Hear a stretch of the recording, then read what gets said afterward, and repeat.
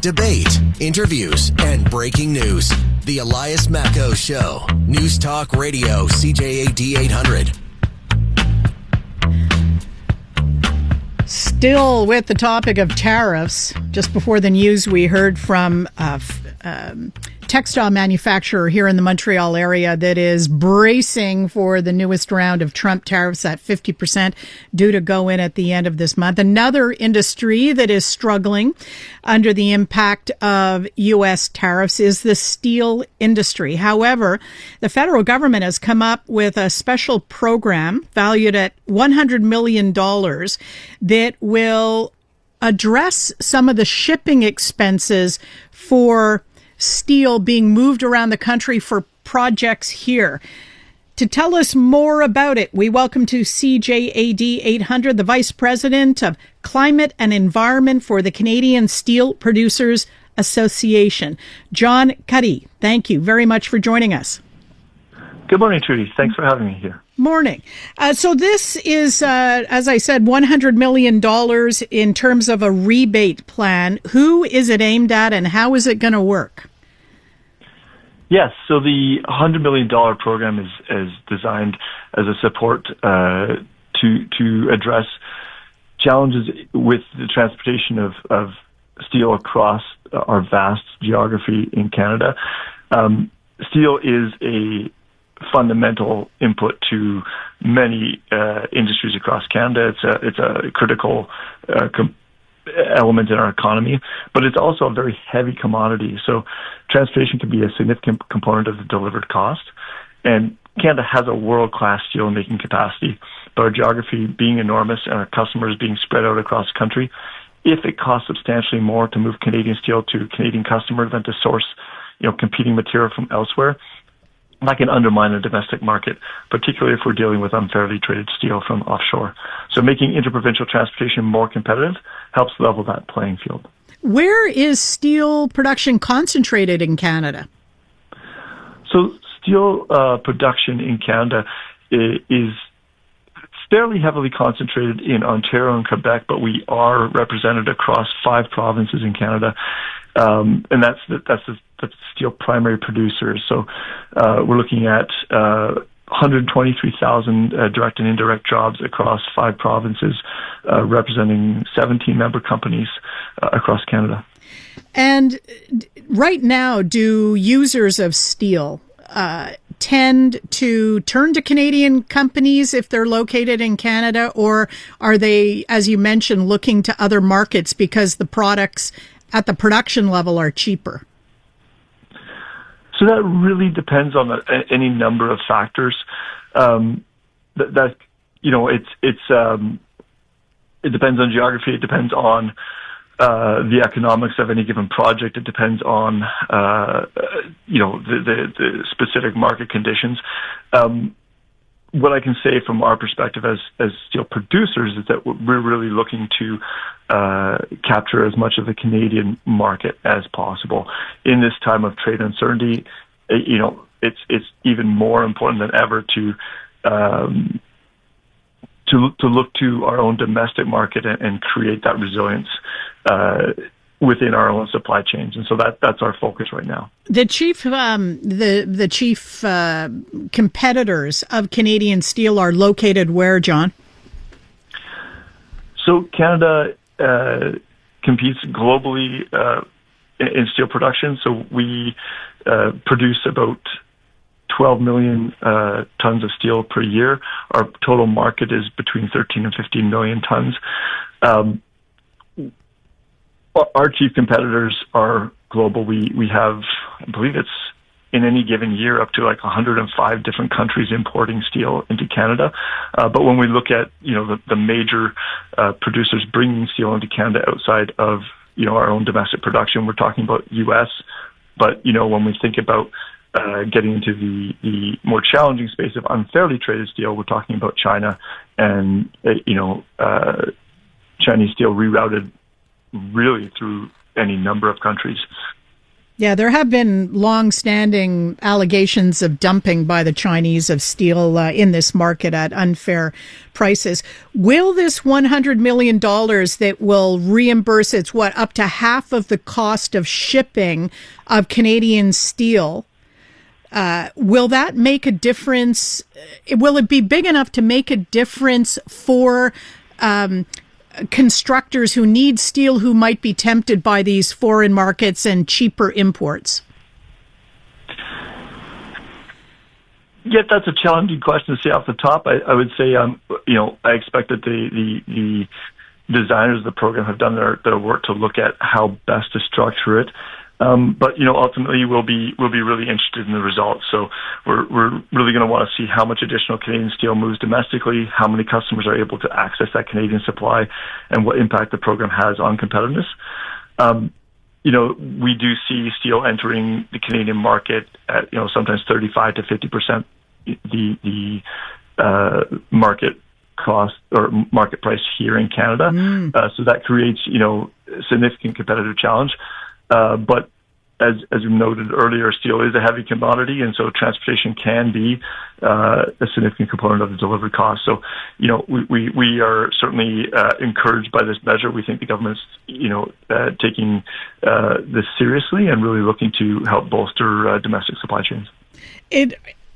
Do you feel there's any elbows up movement by the consumers of steel products across the country? Is there any groundswell of support for Canadian steel producers? Are you seeing any of that elbows up effect with companies saying, maybe this order I won't go with the cheap Chinese import, I will go with a Canadian producer because? Yeah, some of that. I think it's actually a very challenging space. I think notionally folks really want to do the right thing. What gets really complicated is looking at the complex distribution networks and how information flows are, even outside the trade context, there's a significant drive to source on price. And so, part of the work we're doing and part of the work the government is doing with its initiative to buy Canadian is to really help increase the information channels that go along with the price to help people understand where is your steel coming from, how do we influence those choices when people want to make the right decision so they have the right information to inform those decisions. That said, I will say, price is a very driving factor, and so that's why I think you see the government stepping in with this type of program to really help influence or support domestic supply chains in this way. Can Canadian steel producers make any quality argument? Do you have any? And I know you're going to want to say, "Oh yeah, Canadian steel, great quality." But seriously, can you make any demonstrable claim about a lack of quality with certain cheap imports? We can certainly say that for any given project, typically folks are ordering steel to a certain grade and certain quality requirements. We can certainly say that Canadian steel is high quality, absolutely, and we've 100% produce what is needed for any given project. Where we can definitely, I think contribute even added value on that is if we just look at the climate side. Canadian steel producers are ranked number 1 and number 3 respectively for our blast furnace steel and our electric arc furnace steel. So, there's definitely positive benefits to sourcing Canadian steel above and beyond getting what we know is a high quality product from an industry that is supporting jobs, in communities across Canada. It will be interesting to see, John, if the $100 million program, the subsidies that the feds are offering will make a difference for Canadian jobs. I think we all would wish so. Thank you very much for the interview. Thank you, Trudy. Really appreciate being called on. John Cudahy, Vice President of Climate and Environment for the Canadian Steel Producers Association. Traffic now.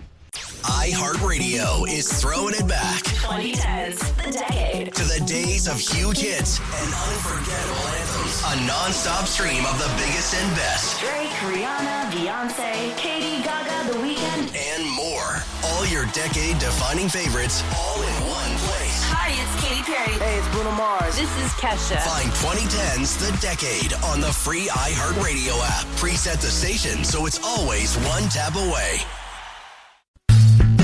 Time is valuable. Thanks for spending your morning with us. The Elias Macko Show on News Talk Radio, CJAD 800.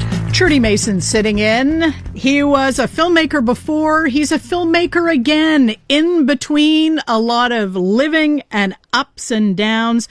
We welcome to CJAD 800, Maxwel More. Hello, Maxwel. Hey, good morning, Trudy. Thanks for having me on today, excuse me. I do appreciate you joining us to tell us your story because it is an interesting one, as I said, full of ups and downs. The reason we're talking to you is because you do have a new film out. But background us, take us back to the beginning. Where'd you grow up and how did you fall in love with film? Yeah, so I grew up in Quebec City, which a city called Charlebourg. So that's another challenge that I had, which was I didn't speak English that well. When I was 17, I wanted to improve my English, so I decided to go to Toronto for 6 weeks with a government program where you stayed with a host family. And my English was so poor that when I went to Toronto, I was supposed to, after taking the train ride, call the host family, the man of the house, and say, hey, I'm your guy from Quebec City, can you pick me up? And I could not do that. And my friend who spoke more English, who was next to me also traveling, grabbed the phone from the phone booth and said, hey, your student from Quebec has arrived, can you pick him up? So definitely been a tough road even for that. Then wanted to improve my English by going to Montreal and to go to Concordia University and studied there for 4 years. So a little bit of extra challenge. As far as having a passion for film, it's always been since the beginning here in Quebec City. I'm here right now. I arrived yesterday, and we did movies with my brother in the basement, some horror movies, and I always had a passion deep in my heart to go to Hollywood and live my life there. And even though, yes, sure, I wanted to make movies and I had a passion for movies, which I still have, I had like a burning flame that I felt like this is where I should live my life. And I don't know how to explain that. If it was, the only thing I can come up with is maybe I lived there in a previous life because I'm a spiritual person, but that's the only thing I can come up with, because how do you go to Hollywood and is extremely broken? We can talk about that in a minute. And even though you are literally living in your pickup truck and picking up trash, how do you feel home? I just don't know. And I didn't know anybody in the country. It's not like I had connections, not even like friends or connections of a connection like, hey, call my friend, his name is John. When you get there, he's going to hook you up. No, I did not even know one person in the country, with zero leads, not even friendship-wise. So basically, my quote-unquote friends, if you will, when I arrived, they were like from the streets, like, you know, so that's how it started. This was, it was 1998 when you left. How old were you then? I was 28 years old.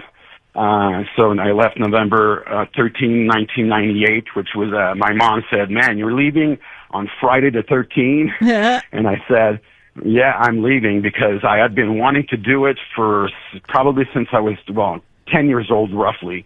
Now I'm 28 and I'm thinking, man, I'm so late, you know. I should have done that 10 years prior, which was when I was 18, but I went to college and that's fine. But when I left, it was November 13. I arrived there on a Tuesday, 5:30 in the morning, and I drove 3.5 days. I just finished a film, a comedy, is a sitcom of 22 minutes, sitcom pilot that I did on my own. It's independently produced.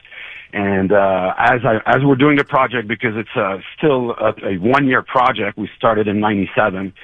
98 we shot in June, and then we edited for the summer of '98. And in November, finally done. I show it on essentially the day before, which is the 17th, a Thursday night. I remember like it was yesterday, 9:30, just premiering to the cast and crew. But as I was shooting the whole year, people knew I was going to leave. I had made that clear. And that's also why I shot it in English, because I wanted to pursue a career in Hollywood. So clearly, I did it in English. It was called Perfect Team, and as soon as it was done, the next day at noon, I was gone. Did you find Did you find any success initially in Hollywood, in film? I know that you went into music too. Yeah, I did not find any success in film. So what happened is, I came up with my 10, 12 VHS tapes. This is 98, so the VHS tapes. I had big dreams. I don't know if you know from the TV, obviously, the TV show Friends and Seinfeld, and it was on NBC, and it would play on Thursday night at 8 and Seinfeld at 9.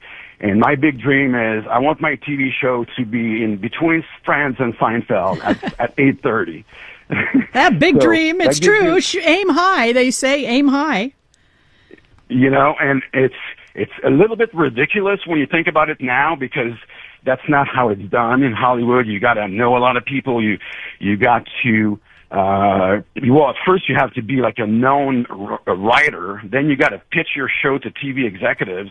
Then these guys, they have to spend a bunch of money, like roughly $1 million almost for a pilot. And so the process is huge. It's not one guy coming in with his sitcom from Quebec City. And I remember I had made some stickers for the show. And I remember going around town. I went to Burbank, Warner Brothers Studios, other studios, and I would go to the elevators and I would put my stickers on there, hoping someone would have a callback. That's totally not the way you do it.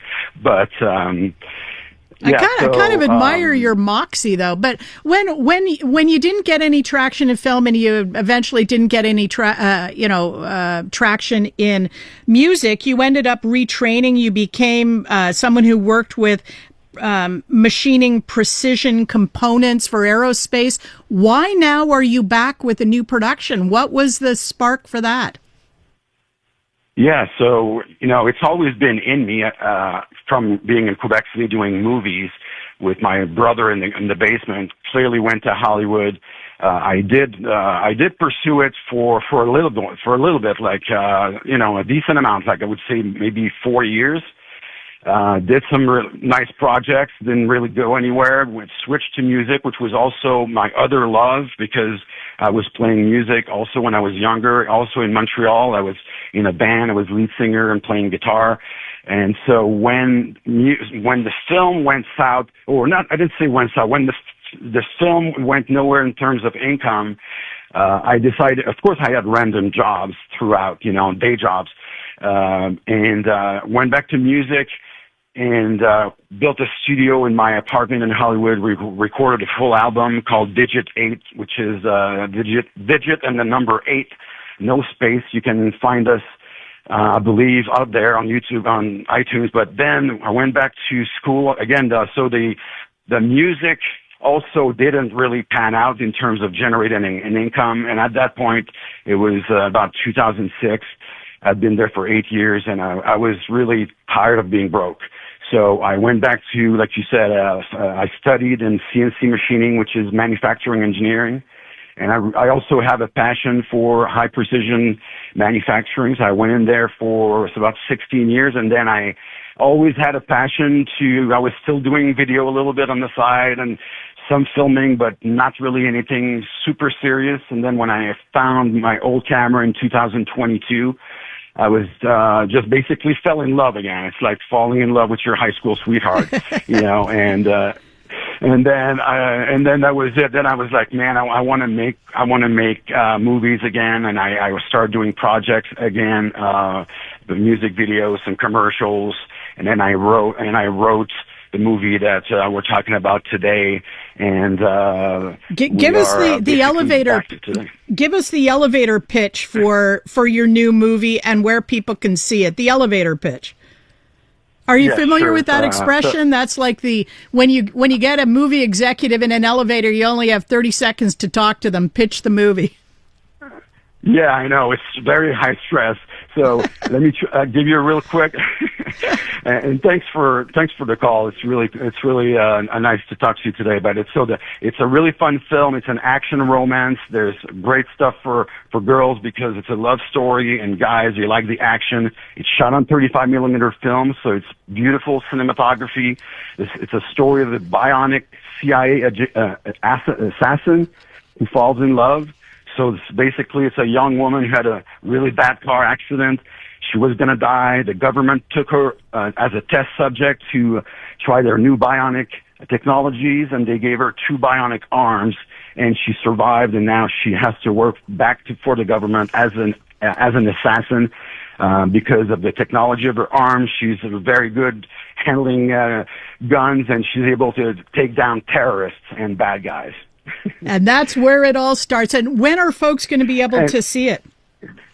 Yeah, so you can follow me on Instagram at Max on the number 1, so Max on Film 1, or Mission Averie. The title of the film is called Mission Averie. Averie is Averie. You can go to mission-averie.com. You can also do a search for Mission Averie Film. And we appreciate everybody's support. It's been self-funded by me. It's no outside support, no corporation. So, or if you just want to come by and say hi on my Instagram, or just do that. And well, we wish you the best of luck with that. And you have such an interesting backstory, Maxwell. I think we'll have to talk to you again sometime and get into how you managed to live in Hollywood on $1 a day for food. That's a great story. So we'll talk again, I'm sure, Maxwell. Thank you for your time. Yeah, thank you so much. I'd love to tell you more. I have stories for days, Trudy. So I bet you do. Maxwel More. He is the filmmaker from Quebec City who is responsible for Mission Averie. When we return, we'll talk about the arrival of Ashton on the island of Montreal. The newest tracks. Let's go. New music. And the next big thing. Always on the new music first. Your first place to hear it all. 'Cause you gon' like it, love it, wanna play it twice. Playing now. iHeart New Music. Your digital station for brand new drops, fresh finds, and tomorrow's bangers.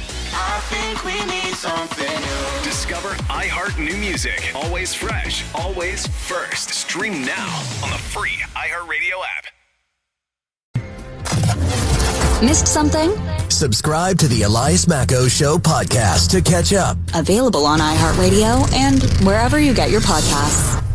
This restaurant chain has long been a favorite in the Quebec City area and in the region just south of Quebec City. It is now on the island of Montreal with an outlet.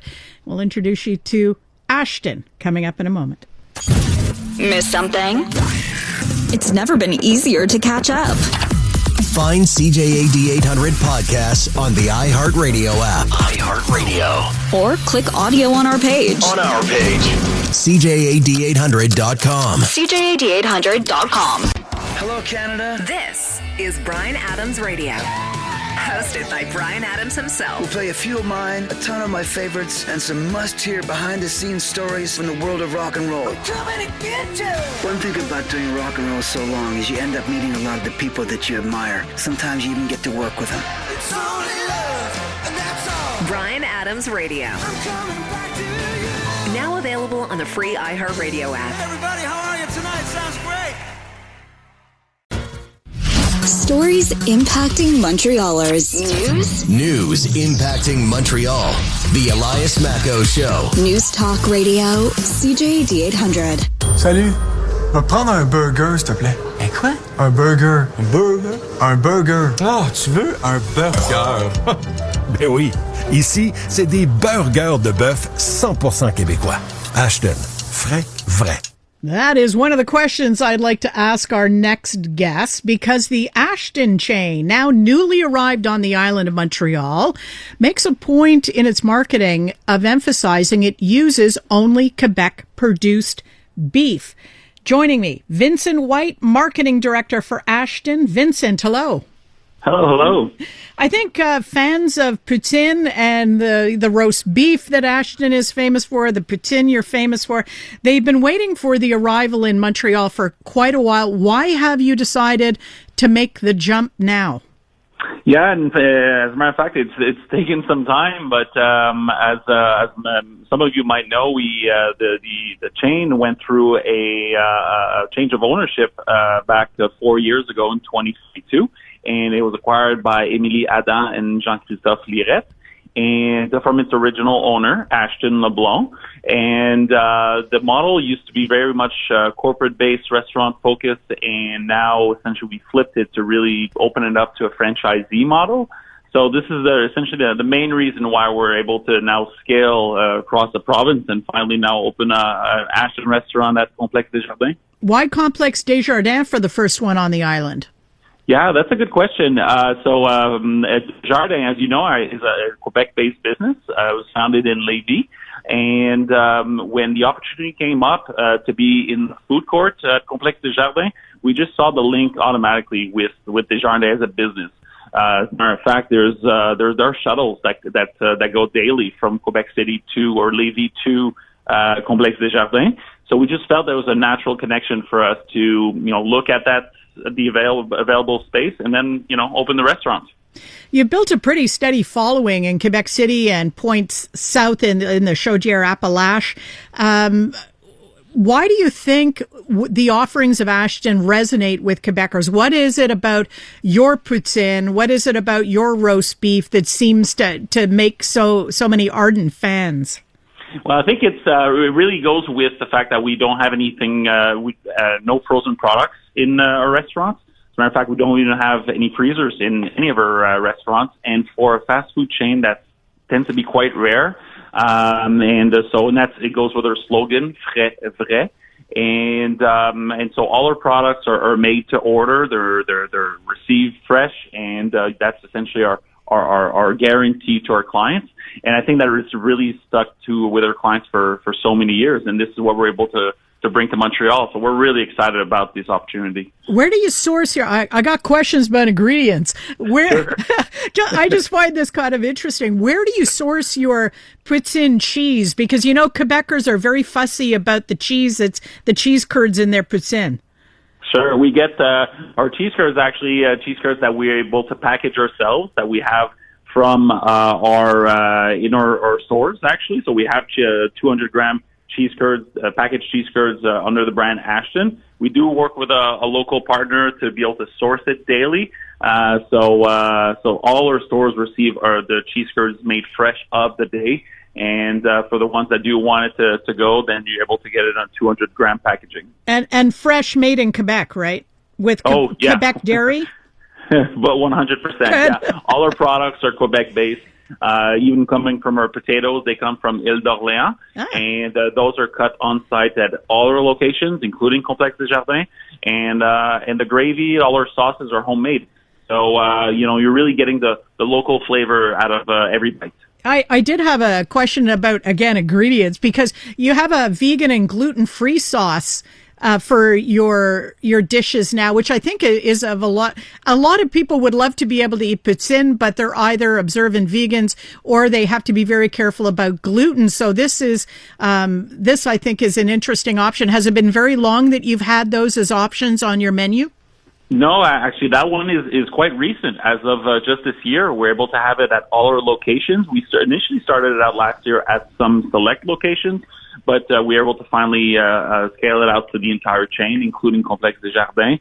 And we know that this is something that's incredibly important for some of our clients, and it's growing. It certainly is growing. So we do have that gluten-free gravy. So you simply just have to ask it when you order your poutine, and we'll have it ready for you. And the fryers are only used for fries, which is another concern of vegans. As according to the website, yeah. I want to ask about your beef because we heard in the ad it's sourced here in Quebec, and it contains no beef heart. Why has Ashton decided not to have that type of mix? Do other fast food places add the ground up beef heart to their beef mix? That's something that is established within our supplier. That's essentially what we're able to, select as our preferred beef patty. And it was really a choice that was made while we were looking at ensuring that we could have 100% Quebec-based beef. So we're the first chain actually to have this, and it was just announced back in March. So again, that's another testament of working with local producers and getting that 100% Quebec beef is something we're incredibly proud of, and certainly our clients have been present to keep feeding on our burgers. Are you ready for the competition here in Montreal? Because another number of Montreal restaurants are known for good poutine, good burgers. Are you ready? Oh, 100% ready. Yeah, we feel that the clients have been asking for Ashton's in Montreal for some time. We feel we have a great location out of Complexe Desjardins. We have a great franchisee, and we've also been at it for over 50 years in Quebec City. So we understand the competition's fierce with local brands, with Casse-Croûtes, but also with national chains and international ones too. So no, we're certainly up for the challenge, and we encourage everyone to come and give us a try at Complexe Desjardins. If you have your druthers, you're sitting down for lunch at Ashton, what are you ordering? Oh, for me, I still go the authentic poutine. Sometimes I go with sausages. Right now, so my gravy of choice is the barbecue sauce, so I tend to go for that right now. And also, I like our super roast beef sandwich. So that is just kind of our trademark for Ashton's. So it's really kind of one of our classic orders.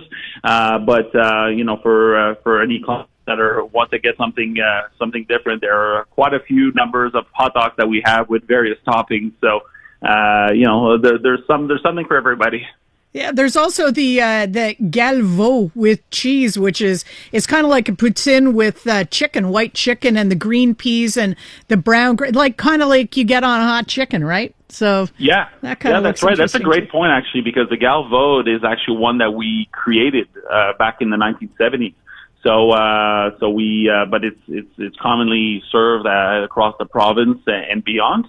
But yeah, that's the classic with chicken and green peas. You can have it, with cheese curds. There's also some clients that go with the galvo without cheese curds because they want to get all the bites out of the chicken too. There's a lot of mix and matching that you can do with their products. Thanks very much for the interview, and good luck with your foray onto the island of Montreal. Thank you so much.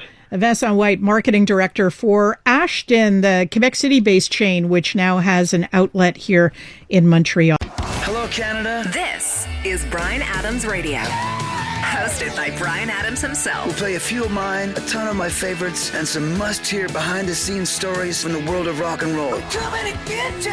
One thing about doing rock and roll so long is you end up meeting a lot of the people that you admire. Sometimes you even get to work with them. It's only love, and that's all. Bryan Adams Radio. I'm coming back to you. Now available on the free iHeartRadio app. Hey everybody, how are you tonight? Sounds great.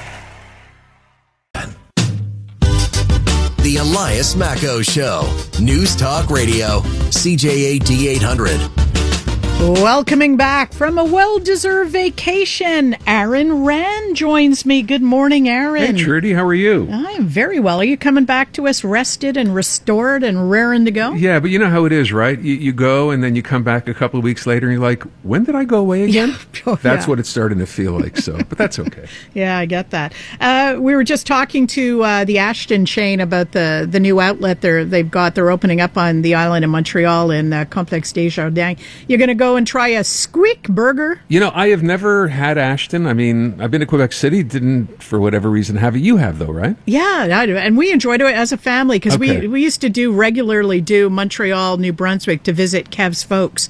And with the kids, great stop there. Okay. Well, then I'm looking forward to it. I just think it's great that a restaurant is opening, not closing in the city, because it's a tough business. And I keep reading about restaurants going out of business, having trouble. So it's nice to see someone coming here. I wish them well. Yeah, and they certainly have some interesting variety too. That this Squeak Burger is the one. The Squeak Burger. Do you have to say it that way to order it, or? Well, it's the way it's spelled. I don't know actually, but it plays on the fact it's got the curd cheese in it, so it squeaks when you the fresh curd cheese. Yeah. Okay. They have lots of stuff. So tell us, yes. I'm just curious about your vacation. Did you, We took a cruise through Norway, and it was unbelievable. I said yesterday, just off the top of the show, it's like you can't imagine how the world might have looked 50,000 years ago, but go to northern Norway and you'll see it. It's in front of your face. It's really amazing. There are glaciers. We saw walruses. We saw seals. It was just incredible. And of course, you're in the land of 24-hour sun. So the sunset, you're looking at midnight, the sun is still up. So it was remarkable. It was something I will never forget. That sounds great. Yeah. They're talking about, in some cases, limiting access to the fjords in Norway. Are they? I didn't know that. Yeah, they're kind of worried about over-tourism. That's a huge question in Europe now, places that are where it's considered over-tourism, that where the locals can't even really live in their city during tourism season. See, now I knew that because that's why we try to avoid places in Europe now, like Spain, like France. I keep seeing pictures of people in Barcelona with their water guns squirting at tourists to, basically stop coming to Barcelona. So I got that. I figured Norway was safe. Yeah, well, there are ecological concerns too with the ecosystems. I'd love to go and see, though. It's beautiful. I'm with you. And was this a luxury type cruise? Were you really able to put your feet up and? Yeah, I mean it's small. It was like 160 people. Not one of those 3,000 people passengers or cruise ships. So it was small. We can get into smaller towns, smaller ports, and actually made it all the way up to a town called Svalbard, which is the northernmost inhabited place on Earth, which is really, really cool because people are there 12 months a year. I think Alert in Nunavut is further north, but no one lives there. It's just a military installation. So it was great. I mean, it depends what you're looking for, obviously, on a trip, right? There's no beaches to go to, but the landscape it's incredible, and they're very respectful of what's there. You can't get close to animals, but you can see them. They give you binoculars. You can check everything out. So yeah, we kind of did our part. I thought it was great. I think I will put it on the bucket list. Now I just have to twist Kev's arm because in his view, it's not a vacation unless there's a palm tree somewhere. No, there are no. Just substitute glacier for palm tree. Maybe that'll get him to go. I'd love to see that. What's coming up on Montreal Now? Wow, that's a great question, Trudy. If only I knew. So today, what are we doing? We're going to be talking, obviously, about what you talked about with your question to start the show today, this PSP letter and Leslie Roberts' reaction, because I think that's a pretty interesting switch. By the way, did we ask the question, why the National Post? Yes. Well, yeah, and we had kind of one of our panelists, Raphael Melançon, said obviously PSPP is speaking to the rest of Canada. It's addressed to Quebec Anglos because he's trying to reassure them. I think he's cognizant of the turbulence that will be caused economically if a PQ government gets in power with that mandate for a referendum and a first mandate. Mm-hmm. So he's trying to get out in front. You think the rest of Canada cares? I think business people would. I don't know. I just found it odd. I think if you want to reach out to Quebecers, we're the ones voting in this election. Reach out through, I don't know, the Journal, the Gazette. I mean, maybe not the Journal, obviously, but reach out through the Gazette. Put a letter in there. I found that odd. Yes, I did too. So we'll talk about that a little bit. We're also going to talk to someone, a Quebecer now out in BC, the terrible situation out there right now with those wildfires and how they're dealing with that. I think 20,000 people so far have been evacuated. So we found a Quebecer who is out there in BC. We'll talk to him. It turns out this has been a great year for corn. Did you hear this? Oh, I've heard. Yeah. So we're going to talk to Phil Quinn from Quinn Farms later in the show as well, because if you can save some money and buy yourself some local corn, it's a win-win. Looking forward to that. And Montreal Alouettes quarterback, Davis Alexander. Do you follow the Owls at all? No. This kid, because he's a kid, comes from a small town, small college, and he has lit up the Canadian Football League. He's already set a record in the couple of years he's been here. He is 19-1, 19 wins and 1 loss in his career, and he's become kind of the Alouette superstar in a great year that they're having. He's going to be in studio just after 4 o'clock, and to talk to him as well. Fun. All right. Yeah. A blockbuster for Aaron Rand's return to Montreal now. Thanks, Aaron. Thank you, Trudy. All right. I'll be back in a sec. The newest tracks. Let's go. New music. And the next big thing. Always on the new music first. Your first place to hear it all. Cause you gon' like it, love it, wanna play it twice. Playing now. iHeart New Music. Your digital station for brand new drops, fresh finds, and tomorrow's bangers. I think we need something new. Discover iHeart New Music. Always fresh, always first. Stream now on the free iHeartRadio app. Sincere thanks to the team behind the Elias Macco Show, Maxime Cadot, content producer, technical producer, Jay Farrar. It looks as though this will be kind of a typical August day. We are going to be expecting a mix of sun and cloud, a high of 27 degrees. Are we there yet? No, we're at 24. But at least we're not looking at showers until tomorrow, and even then it's only a possibility. Enjoy the day, folks. Canadian women are looking for more out of themselves, their businesses, their elected leaders, and the world around them. And that's why we're thrilled to introduce the Honest Talk podcast. I'm Jennifer Stewart. And I'm Catherine Clark. And in this podcast, we interview Canada's most inspiring women. Entrepreneurs, artists, athletes, politicians, and newsmakers, all at different stages of their journey. So if you're looking to connect, then we hope you'll join us. Listen to the Honest Talk podcast on iHeartRadio or wherever you listen to your podcasts.